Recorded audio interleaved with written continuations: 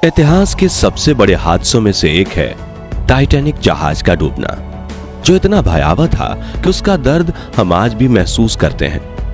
इस हादसे में 1500 से भी ज्यादा लोग लापता हुए थे। साथियों, इस दुर्घटना के 73 साल बाद इस जहाज का मलबा मिला था, जो करीब 13,000 फीट नीचे था। लेकिन आज फिर से टाइटैनिक जहाज टाइटन सबमरीन को ले डूबी। दरअसल एक पायलट और दुनिया के 4 बड़े बिजनेसमैन रईस लोग अटलांटिक महासागर में दफन टाइटैनिक जहाज के मलबे को देखने के लिए 18 जून की दोपहर 22 फीट लंबी टाइटन सबमरीन में बैठकर पानी में उतरे थे, जिसका किराया प्रति व्यक्ति 2 करोड़ रुपए लिया जाता है। दोस्तों, ओशियन गेट कंपनी की सबमरीन पर सवार इन पांचों को 8 घंटे की एक रोमांचक यात्रा करनी थी, लेकिन 2 घंटे बाद ही ये पनडुब्बी रडार के सिग्नल से बाहर हो गई थी और अरबपतियों के एडवेंचरस सफर का दुख भरा अंत हुआ, जिसे अमेरिका कनाडा की रेस्क्यू टीम ने कैप कॉड से करीब 900 मील यानी 1.450 किलोमीटर के एरिया में सबमरीन को ढूंढने के लिए 6 जहाज समुद्र की गहराइयों में उतारे गए थे, लेकिन सफलता नहीं मिली। जिसके बाद एक रिमोट से ऑपरेट होने वाले जहाज से तलाश करना शुरू किया गया, जिसे 1912 में डूबे टाइटैनिक जहाज के मलबे तक की गहराई में उतारा गया। तब एक रोबोट ने 4 किलोमीटर की गहराई में जो रिकॉर्ड किया, वो दिल दहला देने वाला था। तो साथियों, आखिर कौन थे ये 5 लोग? इस हादसे से कैसे 2 लोगों की जान बच गई? और आखिर किस वजह से गुब्बारे की तरफ फट गया ये पनडुब्बी? और कैसे चला रेस्क्यू ऑपरेशन? आइए इन सब के बारे में जानते हैं।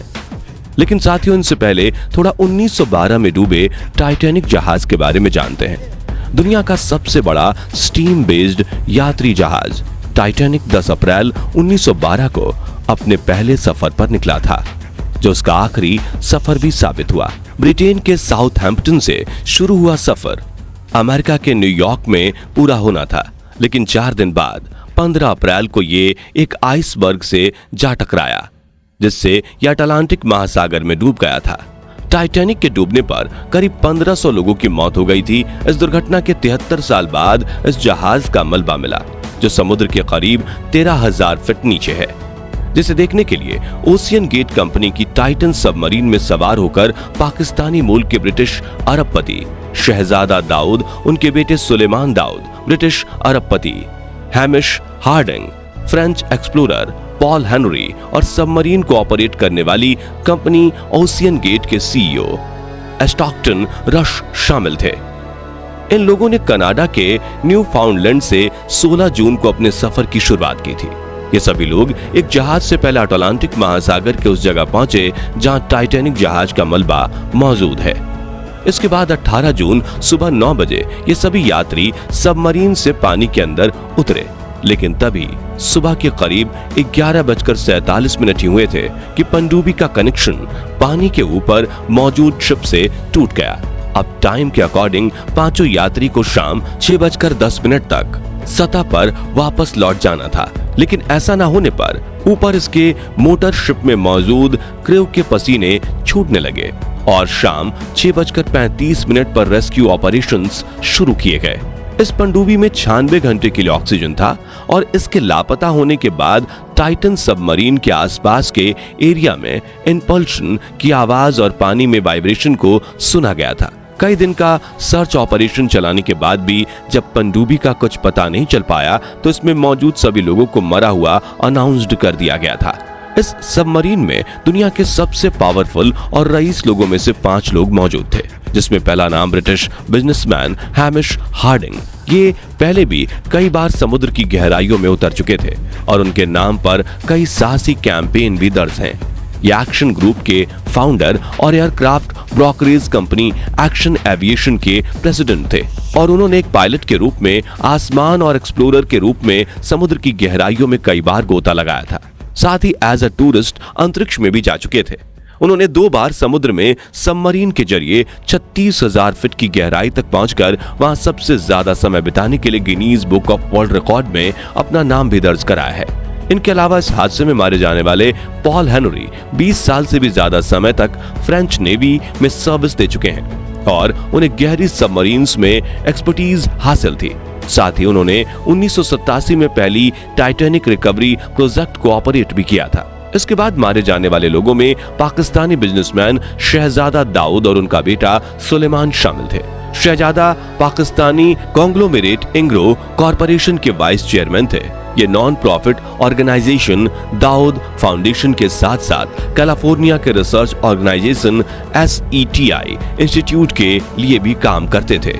शहजादा के बेटे सुलेमान की उम्र 19 साल थी, जिन्होंने हाल ही में अपने स्कूल की पढ़ाई खत्म की थी और वो साइंस फिक्शन के बहुत बड़े फैन थे।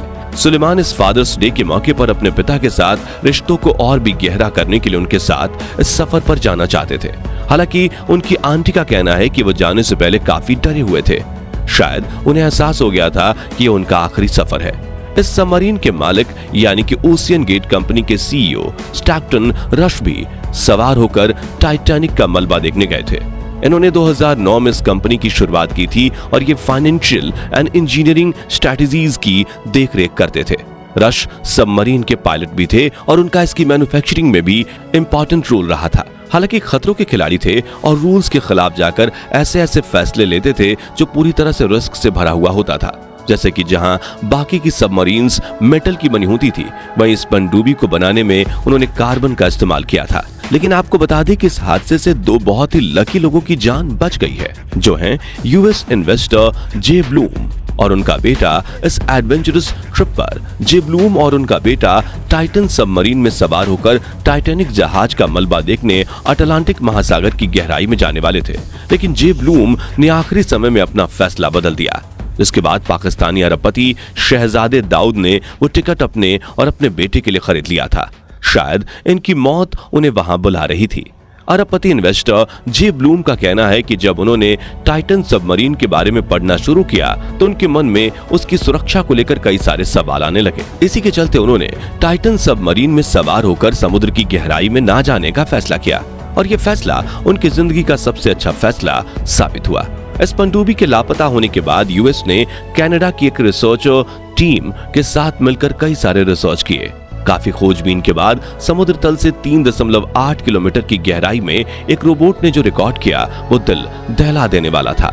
वहां उसे इस पनडुब्बी का मलबा मिला जो टाइटैनिक जहाज से 1600 फीट की दूरी पर मौजूद था। साथ ही सतह पर विस्फोट का निशान भी देखा गया, जिससे साफ हो गया कि यह सबमरीन ब्लास्ट कर गया। लेकिन आखिर इस हादसे के पीछे रीजन क्या है? कंपनी इसके लिए कितनी दोषी है और क्या खुद स्टैक्टन रश अपने लिए मौत की सवारी बना रहे थे? आइए जानते हैं। दरअसल एक्सपर्ट्स का मानना है कि यह हादसा सबमरीन के प्रेशर चैम्बर में खराबी की वजह से हुआ है। इसके अलावा कुछ एक्सपर्ट्स इस हादसे की वजह गोंद को बता रहे हैं। जी हां, पनडुब्बी के titanium caps carbon fibre holes के सिरे को गोंद के जरिए चिपकाया गया था। ऐसे में माना जा रहा है कि दबाव और टेम्परेचर के बार बार उतार चढ़ाव होने से वो निकल गए होंगे। इसके अलावा कुछ एक्सपर्ट्स का मानना है कि जिस गहराई में मलबा मिला है वहां पानी का किसी भी चीज पर दबाव करीब 5600 पाउंड पर स्क्वायर इंच हो सकता है। ये वैसा ही है कि आपकी बॉडी के केवल 1 स्क्वायर इंच भाग पर फुली लोडेड ट्रक चढ़ा दिया गया हो। ऐसे में ये सबमरीन इसका दबाव झेल नहीं सकी और हो सकता है कि इस दबाव पर इसके बोल्ट किए गए जॉइंट टूट गए हो। सबमरीन की शेप भी हादसे की वजह हो सकती है, क्योंकि टाइटन एक नॉर्मल कार्बन फाइबर ट्यूब है जिसके एंड पर टाइटेनियम का ढक्कन लगा हुआ है। इसके पिछले हिस्से को भी एक टेल का शेप दिया गया है। लेकिन इतनी ज्यादा गहराई तक जाने वाली बाकी पनडुब्बियों को आप देखेंगे तो पाएंगे कि उनका आकार बेहद बड़ा और गोल है, ताकि प्रेशर पूरी बॉडी पर एक बराबर पड़ता रहे और वो ब्लास्ट ना हो। इस सबमरीन का आर्कलिक व्यू पॉइंट भी इस हादसे की वजह हो सकता है, क्योंकि वो 4300 फीट डेप्थ के लिए ही सर्टिफाइड था, लेकिन टाइटैनिक का मलबा 12500 फीट गहराई में मौजूद है। मैन्युफैक्चरर का कहना है कि इतनी गहराई और वहां के प्रेशर के अकॉर्डिंग व्यू पॉइंट को बनाने के लिए ओशियन गेट के स्टैक्टन रश ने पैसे देने से इनकार कर दिया था और इसी तरह की लापरवाही ने उनकी जान ले ली। उतने प्रेशर में जाने वाली पनडुब्बी की मैन्युफैक्चरिंग में खास ख्याल रखा जाता है, क्योंकि एक बहुत छोटा लीक भी इंपल्शन की वजह बन सकता है। ये इंपल्सन मिली सेकेंड के भी एक फ्रिक्शन में होता है, यानी माना जा रहा है कि पलक झपकने से भी कम समय में पनडुब्बी में जबरदस्त इंपल्शन हो गया होगा और यात्रियों को सोचने समझने का भी समय नहीं मिला होगा कि हमारे साथ क्या हो रहा है। इस सबमरीन में इतना जोरदार इंपल्शन हुआ था कि अंदर बैठे यात्री बुरी तरह से कुचल गए होंगे और इन लोगों ने कभी ऐसा इमेजिन भी नहीं किया होगा कि उन्हें ऐसी मौत नसीब होगी। मलबे की खोज से पता चलता है कि जैसे ही वो नीचे पहुंचे होंगे सबमरीन फट गई होगी। एक्सपर्ट्स का कहना है कि इसका इंपल्सन कुछ वैसा ही हुआ जैसा गुब्बारे में बहुत ज्यादा हवा भरने पर होता है। इंपल्सन की तेज स्पीड को देखकर कहा जा रहा है कि पांचों यात्रियों की डेड बॉडी मिल ही नहीं पाएगी, क्योंकि टाइटैनिक जहाज का मलबा अटलांटिक महासागर में करीब 13,000 फीट की गहराई में मौजूद है, जहां अर्थ की सतह से 380 गुना ज्यादा प्रेशर होता है। ऐसे में उनकी हड्डियों का चूरा बन गया होगा। वो एक्सप्लोजन की जगह से कहां पहुंच चुके होंगे इसका अंदाजा लगाना भी मुश्किल है। हालांकि यूएस कोस्ट गार्ड का कहना है कि वो आगे भी इस सर्च ऑपरेशन को जारी रखेंगे, लेकिन मलबा मिलने की पॉसिबिलिटी कम ही है, क्योंकि इतनी छोटी सी सबमरीन को विशाल समुद्र में तलाशना जैसे भूसे के ढेर में सुई को ढूंढना है। इसलिए पूरा हादसा कैसे हुआ, इसके टाइमलाइन का पता लगाने में रिसर्चर्स को समय लग सकता है। इस हादसे के बाद अब सबमरीन की सिक्योरिटी को लेकर कई सवाल उठ रहे हैं। साथियों, इन सवाल उठाने वालों में सिर्फ परिवार के लोग शामिल नहीं हैं, बल्कि टाइटैनिक फिल्म बना चुके डायरेक्टर जेम्स कैमरून से लेकर कई सिक्योरिटी स्पेशलिस्ट भी कंपनी पर उंगली उठा रहे हैं। वैसे आपको क्या लगता है, एडवेंचर के नाम पर इस तरह का रिस्क लेना क्या सही है? हमें कमेंट करके जरूर बताएं। बाकी आज के लिए बस इतना ही। वीडियो अच्छी लगी हो तो इसे लाइक और शेयर जरूर करना, और अगर आप चैनल पर नए हैं तो चैनल को सब्सक्राइब और फेसबुक पेज को फॉलो जरूर करें। धन्यवाद।